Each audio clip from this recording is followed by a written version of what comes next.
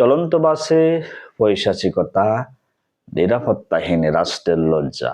চলন্ত বাসে রাতভর এক কলেজ ছাত্রীকে সংঘবদ্ধ ধর্ষণের ঘটনা কোনো বিচ্ছিন্ন অপরাধ নয়। এটি আমাদের রাষ্ট্রের নিরাপত্তা, বিচার ব্যবস্থার ভয়াবহ ব্যর্থতার নগ্ন চিত্র।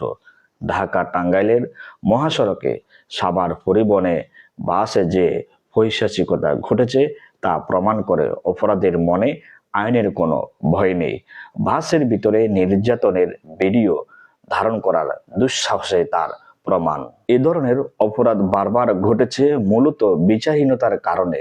মামলা হয় কিন্তু বিচার ঝুলে থাকে বছরের পর বছর। সাক্ষী সুরক্ষার অভাব, দুর্বল তদন্ত আর প্রভাবশালীদের হস্তক্ষেপে অপরাধীরা পার পেয়ে যায়। এতে নতুন অপরাধ আরো উৎসাহ পায়। পরিবহন খাতে নজরদারির ঘাটতি, চালক সহকারীদের যাচাই না করা এবং যাত্রী নিরাপত্তায় চরম অবহেলাও এই অপরাধের পথ সহজ করেছে। গ্রেপ্তারেই শেষ কথা নয়, দৃষ্টান্তমূলক ও দ্রুত শাস্তি নিশ্চিত করতে হবে।